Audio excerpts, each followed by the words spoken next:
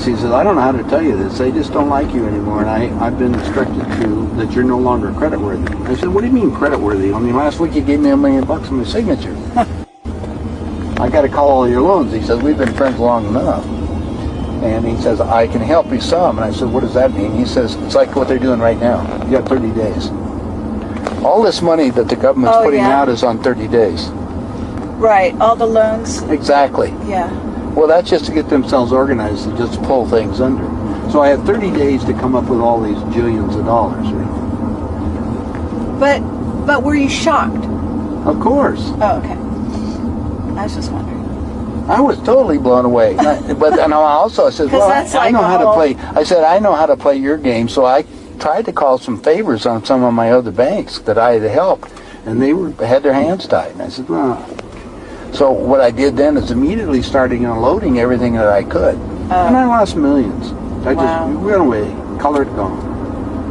Incredible. And then I said, oh, the heck with it. So Desiree and we moved to Boulder, Colorado. I said, I'll just kind of kick back. But then I sat in on a meeting with the governor of Colorado and is discussing the underground facilities in Australia, and he got his ticket. And I said, what ticket? He's one of the chosen ones. Oh, wow. George, I have to ask you though, if a bunch of people have got tickets for these underground facilities in Australia and elsewhere, what's the need to go underground at that point? Well, is this to do with the war or to do with the population? Nuclear fallout. Hi, I'm Carrie Cassidy from Project Camelot, and we're very happy today to be here with George Green. We're going to be asking him all sorts of questions he's never been asked before, try to get to the root of why he knows what he knows, why he's actually really on the cutting edge in many ways, and find out some secrets that he hasn't already told. So, welcome. Thank you. Okay, so George, let's go back to when you first broke into this, and I know you've told that story before, how you were kind of called up, and you know the thing with which Kennedy was it? Oh, being Ted Kennedy? Yeah, and that whole incident, because that seemed to be, now you can correct me if I'm wrong, but that seemed to be like the eye-opening incident in which he sort of looked across the room and saw your daughter and didn't know it was your daughter and made a comment, and what was going on then, and you were asked. I'll give you the whole story. I was, prior to this meeting up there, I was volunteering to act as a president of companies. And I would go in, and my job was to liquidate them. I'd get rid of the expendable containers, that's the people. And we'd raid all the assets, and we'd split them when we got through doing all that. That was just kind of, but I did it as a game. I just figured if you weren't smart enough to get up to where, quote, we were, you deserve what you get. Anyway, as I was running around the country, I got introduced to a lot of, you know, the powerful people, if you want to call it that. Anyway, one weekend I was invited up to Aspen. I was going to Aspen all the time anyway. I built the dormitory for Colorado Mountain College, which is close, up in Leadville. I built a house in Aspen. Estee Lauder actually built a house next to the house that I built up there. And anyway, I come into this room, and I brought my $2 up so they can go skiing.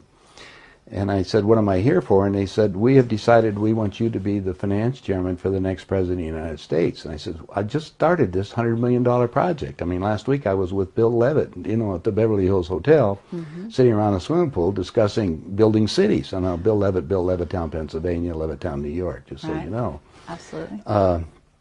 Anyway, I said, well, I got the next question, why me? And they said, well, number one, you're pretty good with money, and we owe you a favor. And I said, well, the next question I have, who's going to be the next president? And they said, Jimmy Carter. And I said, Jimmy who? And they said, well, he's the Democratic governor of Georgia. And I said, but I've been voting Republican. This tall guy, Paul Volcker, walks over and he says, son, don't worry about it. We control them both. So was this your introduction to the Illuminati, or did you have a clue I was running before with that? them. I was running around with the guys. But I didn't have each one of them, they compartmentalize all the information that you get. Okay. You know, you can go, when you're with the people that are making the plays, they have certain ego things that they want to satisfy. I mean, Kissinger said the absolute aphrodisiac is power. So we put anybody they want to in power, and then just feed them whatever they wanted to. I mean, I joked about it. I could wear my jeans and go down and borrow $1 million and on my signature, no questions asked. Anyway, this meeting changed all this stuff because, like you said, I said, well, the next question I have is, what does a finance chairman do? And they said, well, you sit with Ted. So I sat down with Ted Kennedy, and Ted was right next to me, and he said, George, you're going to love this job. We're going to send you out to all the state Democratic functions. You're really good with money, and you raise money for the National Democratic Party. And he said, then you're going to meet some real foxy ladies. Well, they all think that way, frankly. Now, it isn't just Ted, but they all do. So just coincidentally, my daughter walks in. Now, my daughter is a very attractive young lady. And Ted goes, wow, I have to go to bed with that. And I said, no, Ted, that's my daughter, and she's 14. His response back to me, I don't care.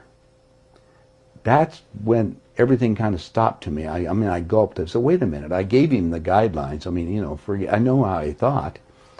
But when he said he didn't care what I thought about it, then I just said, that's enough. I got up. I didn't say another word to Ted. I walked across the room. I'm talking to Pierre Trudeau and his wife.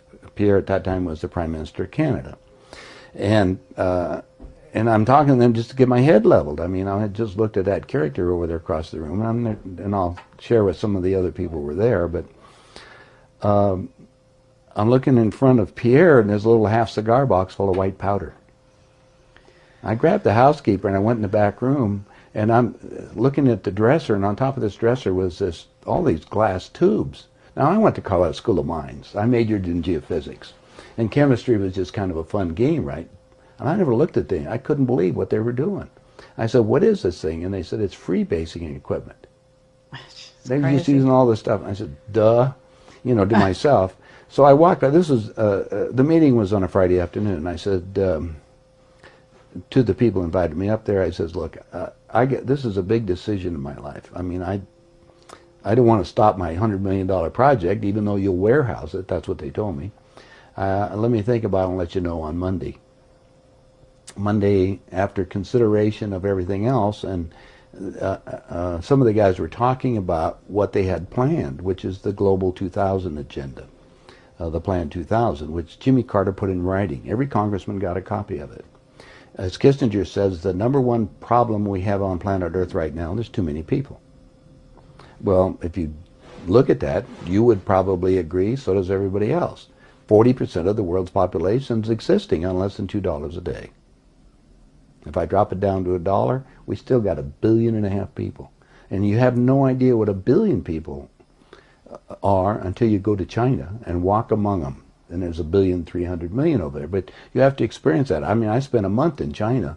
Okay, now to get back to what I'm asking you is like, so you had sort of this crystallization moment.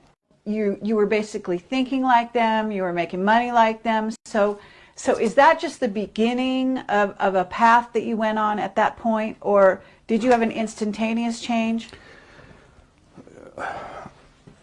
I'm looking back at my experience when I had all the things. That's when I made my conscious decision when they...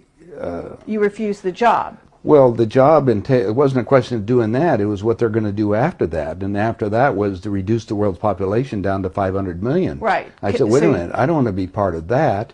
Okay. I mean, it's something with, wait a minute,